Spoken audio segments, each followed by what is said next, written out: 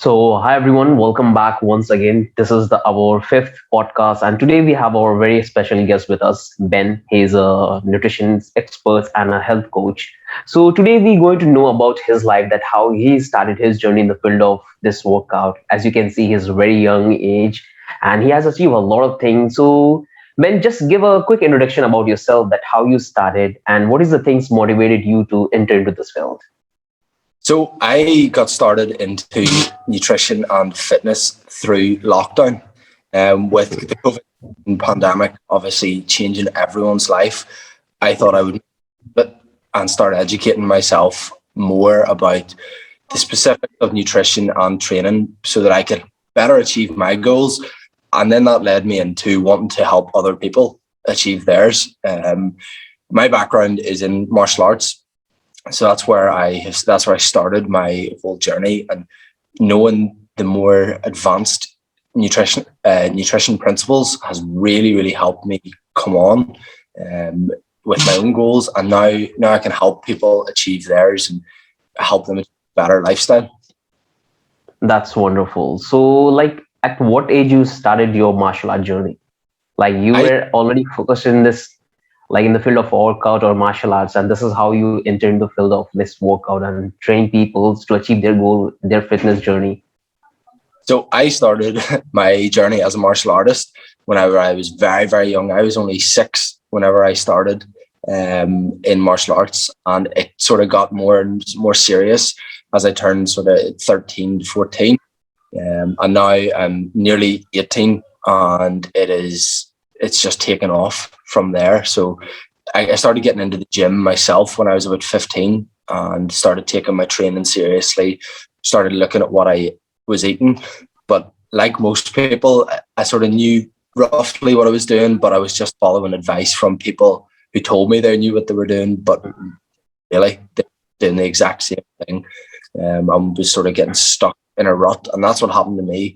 As a new goer to the gym, I was making progress, I was eating well, but at a certain point, it's you have to know more, and you have to have something else, and there's someone else to even tell you exactly where to go from there, so you don't get stuck in that sort of plateau, and stop making progress. So whenever I turned about 17, just after my 17th birthday, that's when progress started going through the roof. Whenever I hired my own coach, and educated myself.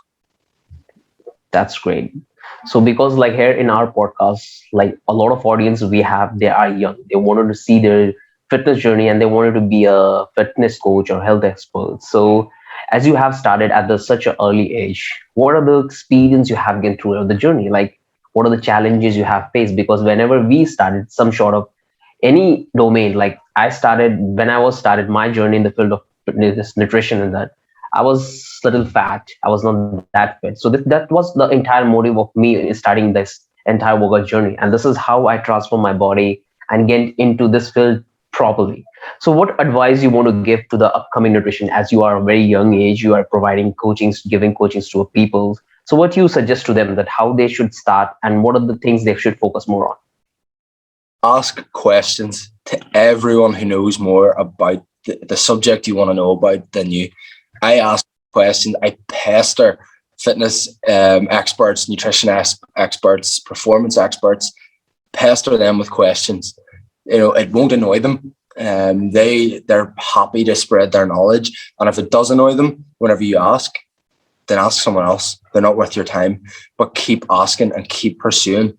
Eventually, you will get to where you want to be, because you'll have a knowledge base big enough that people will have to start listening to you. One of the biggest challenges I found was that people don't want to take advice from a 17-year-old. People are going, he's only 17. How could he know what he's talking about? But once you start to prove to them that you know what you need to do, that you know your stuff, you have a really good knowledge base, then that's when people they can't ignore you. They have to listen. And they want to listen then. And that's whenever you know you've got to a point where you hold some authority in your field, whether that be fitness, nutrition, no matter what it may be. It could be something as simple as, even if you're going into web, once you can what you are doing, people will start to listen. And that's the one thing I learned. I thought I was going to walk into this industry and people are going to come running to me for coaching. They're going to be like, oh, he's got a 6-pack. we're going to want to go to him. That's not how it works. You, especially at age, you really have to prove yourself. Yes, because you will find like this industry is so competitive. Like you learn throughout your periods. Like you started right now. Like later down, when you handle a particular client, you will experience something else from him. Like his psychological state is completely different.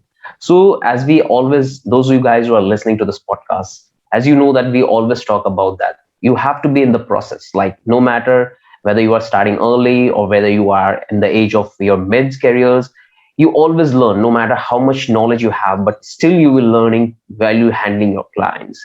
So as you Ex- can see, Ben, like he started in a very early age and right now he's doing amazingly.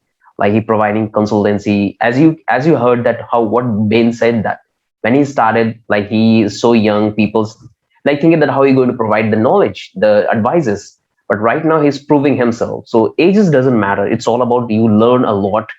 So, Ben, could you please share one story with your clients which you have? So that will motivate a lot of our audience here.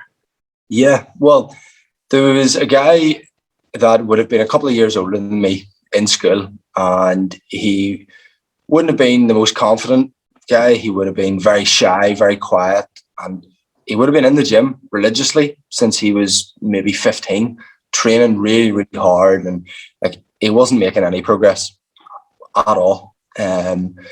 He was a skinny guy, which a lot of people at that age are. It's sort of, you get the odd person who is in great shape at 15, 16, but most people are on one end of the spectrum. They're either overweight or underweight, and confidence is lacking.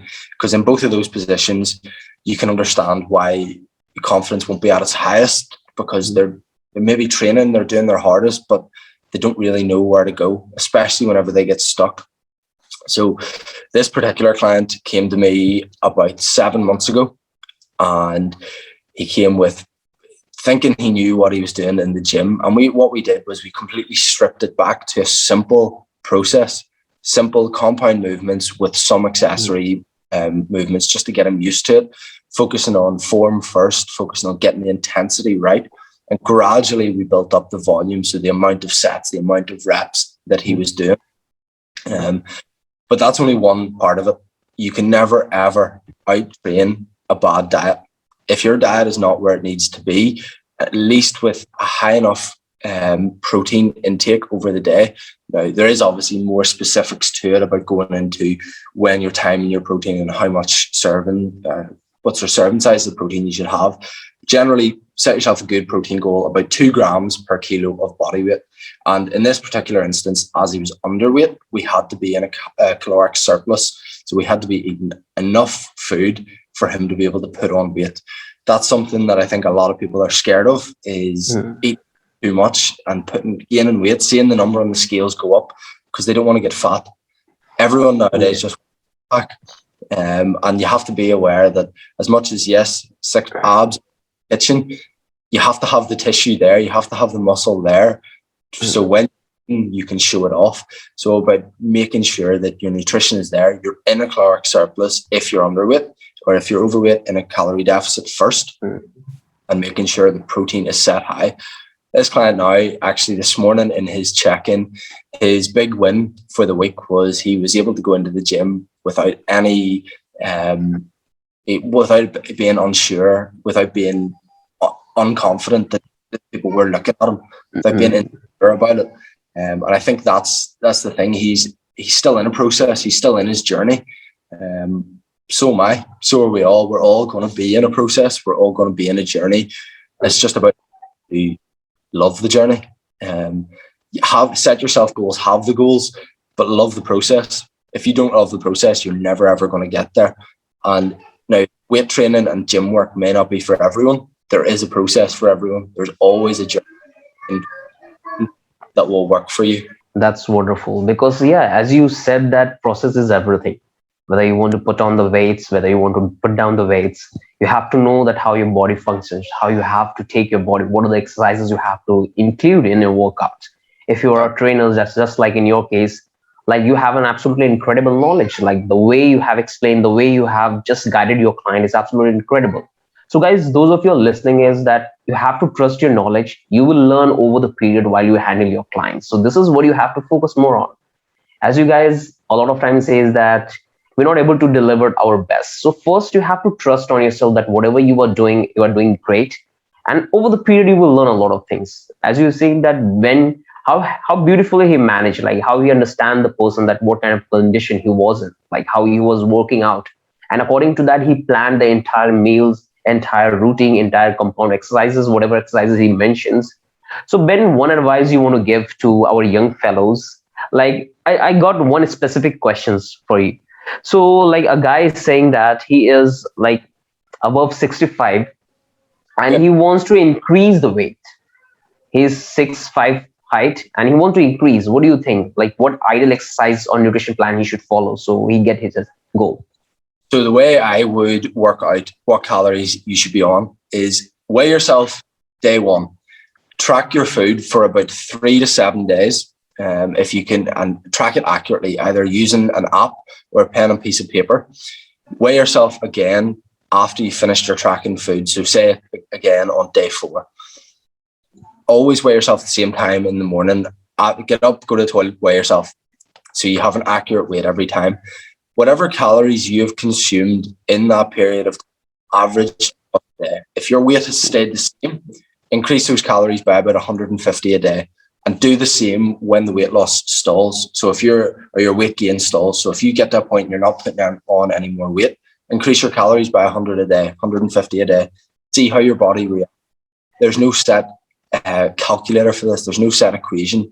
You can look up all the equations you want and all the calculators online, but there's no better way than essentially trial and error, and knowing when those changes occur and when you see what actually happens.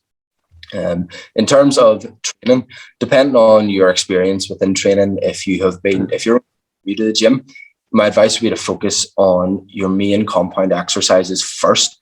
Get your form on them. Nail your form and exercises. Watch videos on YouTube. Ask people. Send people my Instagram. Ask them how this looks. Does this look okay? Video yourself in the gym and watch. Okay, I can do that better next time. And then next time, do it that bit better.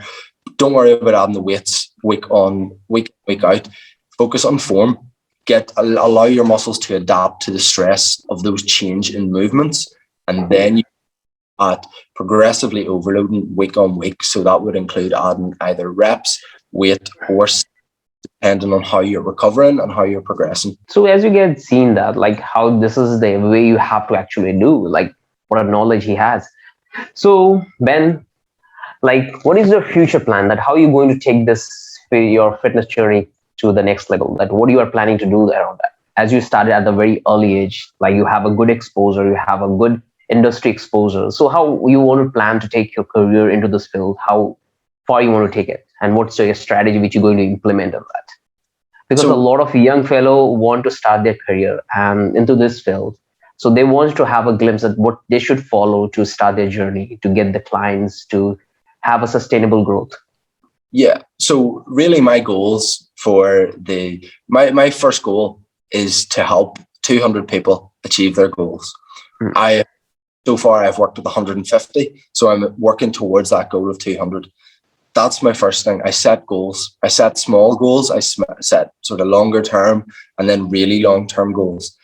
My really long term goal is I want to be a figure of authority to help more and more people.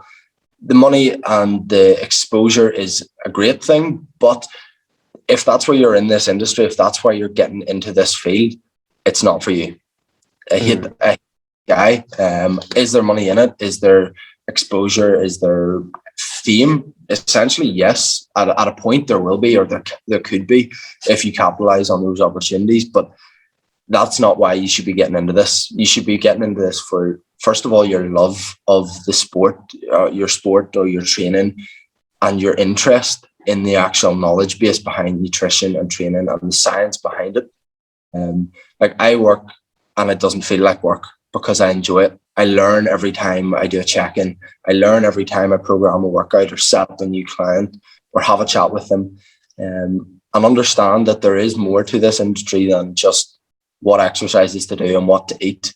There's a lot more. You're going to have to deal with clients who are maybe struggling mentally. clients who don't know how to track their food properly, clients who are really stressed or not sleeping well. So understand the foundations in all of those areas. What I would call the big rocks. So your training, your sleep, and your non-exercise activities, and also your stress. If you have a good foundational knowledge in them, then you will be able to progress quite far. But in terms of where I would like to go long term, like I said, I'd like to have that authority, not an authority to tell people what to do, but to be able to guide more people and eventually be able to help young coaches get to a position that I wanted to be in quicker than what I have done. And in order to get there, it's going to be hard work. It's not just going to come overnight. But I have mentorships from other coaches. I get I look at people that are where I want to be, and I talk to them. I see what they did. I ask questions, constantly ask, like I said, and just see what they're doing. See what way that can work for you. Can you bring that into your lifestyle? Can you bring that into your get a coach as well? Get yourself a coach. A coach. If you don't get results with them, all right, maybe you don't use that part from their coaching. If there's something you really like, maybe implement that. See how it works for you. If it doesn't work, don't be afraid to try things. Yeah, absolutely. Because like the more you ask, you will find different answers. Like the more Yep. you ask to different people's, you have to find that which one is working for you, because he might be saying something else. That doesn't mean it's going to work on you. So you have to know, and this is, I'm 100% agree that whatever motive you said, that this is the reason of helping people. This is the reason you should start with, because when you start with this motivations, like you don't want to capitalize the things, like automatically you will able to build the relationships, and the say like the kind of satisfaction, the kind of result you can be able to bring into their life, that will give you immense pleasure, something amazing. So this is the motive which you all should start and focusing on that. If you do your 100%, increase your knowledge day by day, meeting with clients, handling them, guiding them, achieving their goals, so that will give you amazing experience, exposure, and this is how you're able to improve yourself. Like at the same time handling your client, you will improving yourself also. So man, before we end this podcast, one keynote you want to give to our audience, that what they should do, one keynote which you think that which can change something, their thinking, their lifestyles, one keynote from your side. Well, it's a couple of words. A good plan today is better than a perfect plan tomorrow. Implement, move. Just don't wait till things are perfect, because they never ever will be. Just go with it. Do your best. Thank you so much. Thank you so much. Such a golden word, as you heard Brand said that. Just plan it, do it, whatever you have right now. Never ever try to just depend on tomorrow that this is what you're going to do. You have to wait for a particular time. Just do it. You will learn over the period. You are into the process, and this is how you will gradually improve. So thank you, Ben. Thank you so much for joining us. We'll try to have you again and again. Today we don't have much time because we are getting a lot of questions. I know you have to go with your